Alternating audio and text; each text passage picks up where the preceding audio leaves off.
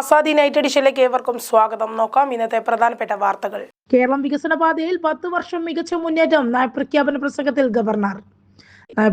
പ്രസംഗത്തിൽ ഗവർണർ മാറ്റം വരുത്തി ഒഴിവാക്കിയ ഭാഗങ്ങൾ വായിച്ചോ മുഖ്യമന്ത്രി. കേരളം വികസിച്ചു, ബംഗാൾ എന്തുകൊണ്ട് പിന്നിലായി? രാഹുൽ ഗാന്ധിയോട് ചോദ്യം. മൈക്ക് തട്ടിപ്പറിപ്പിച്ച് കോൺഗ്രസ്. 14 ലക്ഷം യാത്രക്കാർ. നഗരഗതാഗതയിൽ വിപ്ലവം സൃഷ്ടിച്ച കൊച്ചി മെട്രോ ഫീഡർ ബസ് സർവീസിന് 1 വയസ്സ്. കണ്ണൂരിൽ ക്ഷേത്രോത്സവത്തിനിടെ RSS തിതുഗീതം സംഘിപരിവാർ അജണ്ടയെന്ന DYFI. വിശദമായ വാർത്തകളിലേക്ക് കടക്കാം.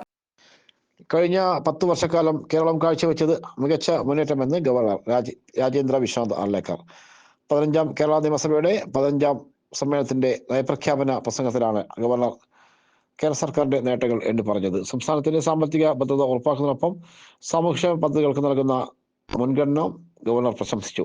കൃഷി, വ്യവസായം, IT മേഖലകളിലെ മുന്നേറ്റം, ഉന്നത വിദ്യാഭ്യാസ രംഗത്തെ പരിഷ്കാരങ്ങളും പ്രസംഗത്തിൽ പരാമർശിച്ചു.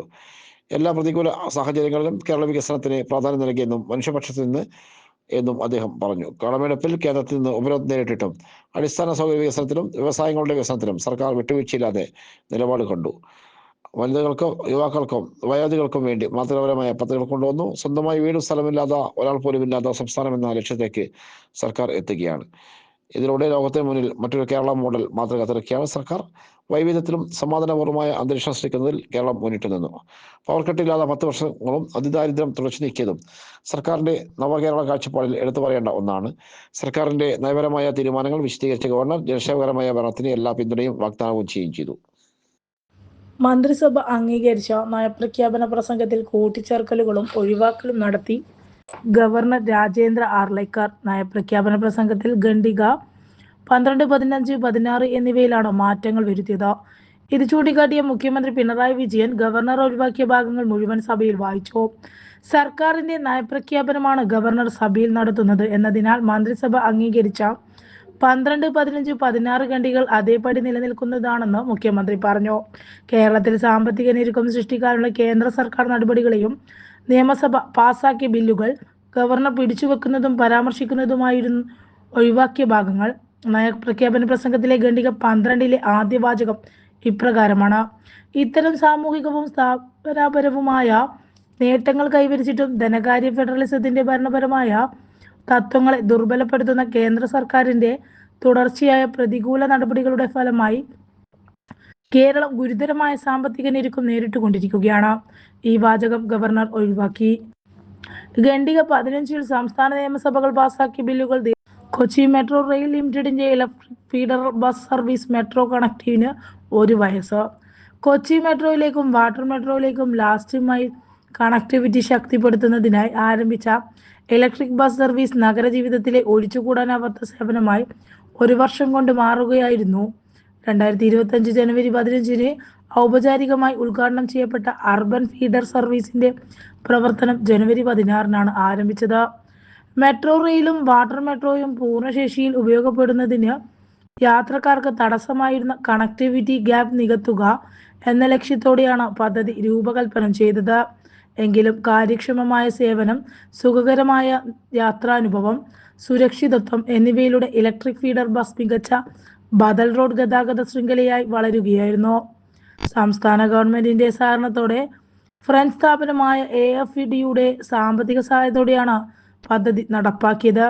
ആദ്യ വർഷം തന്നെ 6 പ്രധാന റൂട്ടുകളിലായി സർവീസ് വ്യാപിപ്പിക്കുകയും 15 ഇലക്ട്രിക് ബസ്സുകൾ, 7 ചാർജിംഗ് യൂണിറ്റുകൾ, 1 ഡിപ്പോ എന്നിവയടങ്ങിയ സംവിധാനമായി ഫീഡർ ബസ് സർവീസ് വളരുകയും ചെയ്തു.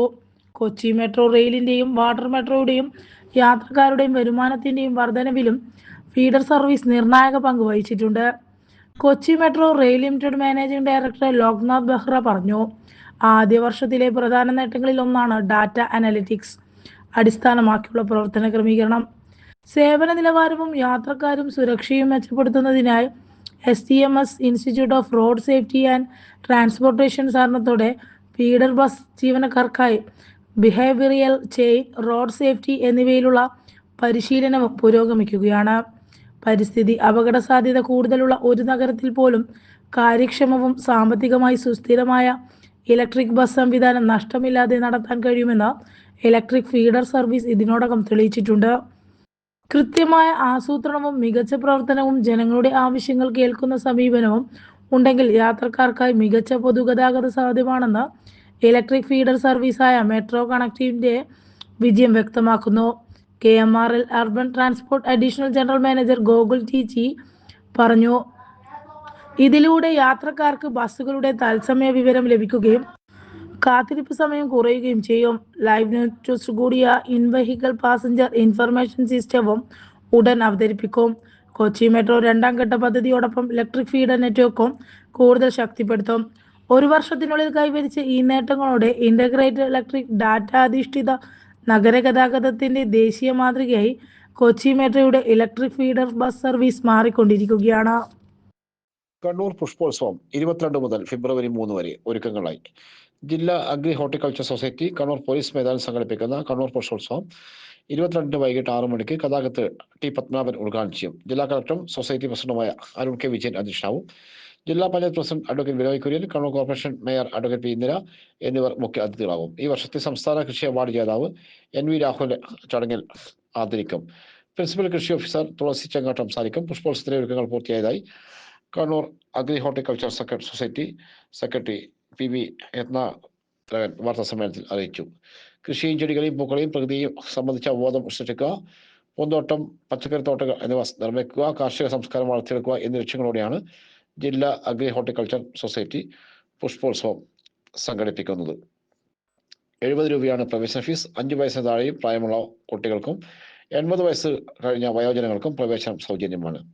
ഫെബ്രുവരി 3 വൈകിട്ട് നടക്കുന്ന സമാപന പരിപാടി രജിസ്ട്രേഷൻ മന്ത്രി കടന്നപ്പള്ളി രാമചന്ദ്രൻ ഉദ്ഘാടനം ചെയ്യും. വാർത്താസമ്മേളനത്തിൽ സൊസൈറ്റി രക്ഷാധികാരി UK P Nambiar, vice president KC Vatsala, joint secretary MK Mridul, ജില്ലാ information officer PP Vineesh, executive അംഗം TP വിജയൻ എന്നിവർ സംസാരിച്ചു. കണക്ട് വർക്ക് സംസ്ഥാനതല ഉദ്ഘാടനം നാളെ. കേരളത്തിലെ ഉദ്യോഗാർത്ഥികൾക്ക് ആശ്വാസമേകുന്ന മുഖ്യമന്ത്രിയുടെ കണക്ട് വർക്ക് പദ്ധതിയുടെ സംസ്ഥാനതല ഉദ്ഘാടനം ബുധനാഴ്ച. തൊഴിലന്വേഷണ കാലയളവിൽ യുവജനങ്ങൾ നേരിടുന്ന സാമ്പത്തികവും മാനസികവുമായ പ്രയാസങ്ങൾ പരിഹരിക്കുക എന്ന ലക്ഷ്യത്തോടെ സംസ്ഥാന സർക്കാർ ആവിഷ്കരിച്ച പദ്ധതിയുടെ ഉദ്ഘാടനം വൈകിട്ട് 4 മണിക്ക് തിരുവനന്തപുരം നിശാഗന്ധി ഓഡിറ്റോറിയത്തിൽ നടക്കുമെന്ന് മന്ത്രി വി ശിവൻകുട്ടി വാർത്താസമ്മേളനത്തിൽ അറിയിച്ചു. മുഖ്യമന്ത്രി പിണറായി വിജയൻ ഉദ്ഘാടനം ചെയ്യും. വിദ്യാഭ്യാസം മത്സര പരീക്ഷകൾക്കോ നൈപുണ്യ പരിശീലനത്തിനോ തയ്യാറെടുക്കുന്ന യുവതി യുവാക്കൾക്ക് അവർ സ്വപ്നം കാണുന്ന കരിയറിലേക്ക് എത്തുന്നവരെ ആവശ്യമായ സാമ്പത്തിക പിന്തുണ ഉറപ്പാക്കിയാണ് പദ്ധതിയുടെ ലക്ഷ്യം. അർഹരായ വിദ്യാർത്ഥികൾക്ക് പ്രതിമാസം 1000 രൂപ വരെ വീതം 1 വർഷത്തേക്ക് ധനസഹായം നൽകും. ഇത് യുവജനങ്ങൾക്ക് ആത്മാഭിമാനത്തോടെ മികച്ച തൊഴിൽ നേടാൻ വലിയൊരു പിന്തുണയാകുമെന്ന് മന്ത്രി പറഞ്ഞു. നാളെ നടക്കാനിരിക്കുന്ന സിനിമാ സമരം പിൻവലിച്ചു. സർക്കാർ ഇടപെടലിൽ തൃപ്തി അറിയിച്ച് സിനിമാ സംഘടനകൾ. വിവിധ ആവശ്യങ്ങൾ ഉന്നയിച്ച് സിനിമാ സംഘടനകൾ ബുധനാഴ്ച സംസ്ഥാനത്ത് നടത്താനിരുന്ന സിനിമാ സമരം പിൻവലിച്ചു. മന്ത്രി സജി ചെറിയാനുമായി സിനിമാ സംഘടനകൾ നടത്തിയ ചർച്ചയെ തുടർന്നാണ് തീരുമാനം. മേഖലയിലെ പ്രതിസന്ധികൾ പരിഹരിക്കുമെന്ന് മന്ത്രി ഉറപ്പു നൽകിയെന്ന് സിനിമാ സംഘടനാ നേതാക്കൾ പറഞ്ഞു. ഇരട്ട നികുതിയുമായി ബന്ധപ്പെട്ട കാര്യങ്ങൾ സർക്കാരുമായി ചർച്ച ചെയ്യുമെന്നും സിനിമാ മേഖലയിൽ 60 വയസ്സ് കഴിഞ്ഞവർക്ക് പെൻഷൻ അനുവദിക്കുന്ന കാര്യം പരിഗണിക്കുമെന്നും മന്ത്രി അറിയിച്ചതായി നേതാക്കൾ ചർച്ചയ്ക്ക് ശേഷം പറഞ്ഞു. തിയേറ്റർ ലൈസൻസ്, ഷൂട്ടിംഗ്, ഏകജാലക സംവിധാനം, തിയേറ്ററുകളുടെ വൈദ്യുതി നിരക്ക് സംബന്ധിച്ച വിഷയം റെഗുലേറ്ററി ബോർഡുമായി ചർച്ച ചെയ്യും. കേരള സംസ്ഥാന ചലച്ചിത്ര വികസന കോർപ്പറേഷൻ വഴിയുള്ള സബ്സിഡിയുടെ കാര്യത്തിൽ വർധന വേണമെന്ന് ആവശ്യമുന്നയിച്ചിരുന്നു. പൈറസിയും റിവ്യൂ ബോംബിങ്ങും ചർച്ചയിൽ പരിഗണിക്കാമെന്ന് ഉറപ്പു നൽകിയിട്ടുണ്ട്. സിനിമാ ചിത്രീകരണങ്ങളും തടസ്സമില്ലാതെ തുടരും. പറഞ്ഞെങ്കിൽ പോലീസിൽ അറിയിച്ചേനെ. ബസ് തിരിച്ചറിയുന്നത് വീഡിയോ കണ്ട് ദീപകിന്റെ മരണത്തിൽ പ്രതികരിച്ചു ബസ് ജീവനക്കാർ. ബസ്സിനുള്ളിൽ വെച്ച് വീഡിയോ ചിത്രീകരിച്ച് പ്രചരിപ്പിച്ചതിന് പിന്നാലെ യുവാവ് ആത്മഹത്യ ചെയ്ത സംഭവത്തിൽ പ്രതികരിച്ചു ബസ് ജീവനക്കാർ. ഇങ്ങനൊരു സംഭവം ഉണ്ടായതായി ആ സമയത്ത് അറിഞ്ഞിരുന്നില്ലെന്ന് ബസ് ജീവനക്കാരനായ രാമകൃഷ്ണൻ പറഞ്ഞു. സംഭവം നടന്നപ്പോൾ യുവതി അറിയിച്ചിരുന്നില്ല. തങ്ങളോട് പറഞ്ഞെങ്കിൽ പോലീസിൽ അറിയിച്ചേനെ. ബസ് തിരിച്ചറിയുന്നത് തന്നെ വീഡിയോ കണ്ടാണെന്നും അദ്ദേഹം പറഞ്ഞു.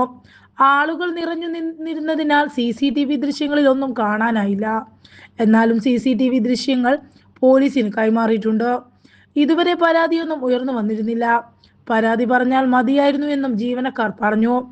ബസ്സിൽ ലൈംഗികാതിക്രമം നടത്തിയെന്ന് പ്രചരിപ്പിച്ചതിന് പിന്നാലെയാണ് ദീപക് ജീവനൊടുക്കിയത്. മുസ്ലിം ലീഗ് പ്രവർത്തക കൂടിയായ ഷിംജിത ബസ്സിൽ വെച്ച് ചിത്രീകരിച്ച വീഡിയോ വൈറലായിരുന്നു. ദുരുദ്ദേശത്തോടെ ദീപക് സ്പർശിച്ചെന്നാരോപിച്ചായിരുന്നു ഷിംജിത വീഡിയോ പുറത്തുവിട്ടത്. ഇതേ തുടർന്നുള്ള മനോവിഷമത്തിലാണ് ദീപക് ആത്മഹത്യ ചെയ്തെന്ന് ബന്ധുക്കളും സുഹൃത്തുക്കളും പറഞ്ഞു. തുടർന്ന് ദീപകിന്റെ മാതാപിതാക്കൾ സിറ്റി പോലീസ് മേധാവിക്കും കലക്ടർക്കും പരാതി നൽകിയിരുന്നു. ഇതിന്റെ അടിസ്ഥാനത്തിൽ medical college inspector Baiju K ജോസഫിന്റെ നേതൃത്വത്തിലുള്ള പോലീസ് സംഘം ഗോവിന്ദപുരത്തെ വീട്ടിലെത്തി അമ്മ കന്യകയുടെ ബന്ധുക്കളുടെയും സുഹൃത്തുക്കളുടെയും മൊഴിയെടുത്തു. തുടർന്നാണ് കേസ് രജിസ്റ്റർ ചെയ്തത്. അസ്വാഭാവിക മരണത്തിന് ഞായറാഴ്ച കേസെടുത്തിരുന്നു. കൊച്ചിയിൽ രാഹുൽ ഗാന്ധി പങ്കെടുത്ത പരിപാടിക്കിടെ വികസന കാര്യത്തിൽ ചോദ്യമുന്നയിച്ച ബംഗാൾ സ്വദേശിയായ അതിഥി തൊഴിലാളിയോട് കോൺഗ്രസ് നേതാക്കളുടെ അസഹിഷ്ണുത. കേരളം വികസിച്ചെന്നും എന്തുകൊണ്ട് ബംഗാൾ പിന്നോക്കം പോയി എന്നുമായിരുന്നു യുവാവിന്റെ ചോദ്യം. ഇതിനിടെ യുവാവിന്റെ കയ്യിൽ നിന്ന് കോൺഗ്രസ് നേതാക്കൾ മൈക്ക് തട്ടിപ്പറിച്ചതായും ആക്ഷേപമുയർന്നു. രാഹുൽ ഗാന്ധിയുമായി സംസാരിക്കാൻ ആർക്കെങ്കിലും താല്പര്യമുണ്ടോ എന്ന് KC വേണുഗോപാൽ ചോദിച്ചപ്പോഴാണ് സദസ്സിൽ നിന്ന് യുവാവ് എഴുന്നേറ്റത്. ഹലോ രാഹുൽ സാർ എന്ന് സംബോധന ചെയ്ത യുവാവ് വികസനത്തെക്കുറിച്ചുള്ള തന്റെ ആശങ്ക പങ്കുവച്ചു. ഹിന്ദിയിൽ ചോദിച്ച യുവാവിന്റെ പക്കലേക്ക് രാഹുൽ ഗാന്ധി നീങ്ങാൻ ശ്രമിച്ചെങ്കിലും വേദിയിലുണ്ടായിരുന്ന കോൺഗ്രസ് നേതാക്കൾ ഇടപെട്ട് മൈക്ക് മാറ്റുകയായിരുന്നു. തൊഴിലുറപ്പുമായി ബന്ധപ്പെട്ട കാര്യമാണ് ചോദിക്കുന്നതെന്ന് ഷാഫി പറമ്പിൽ MP വേദിയിൽ നിന്ന് പറയുന്നുണ്ടായിരുന്നു.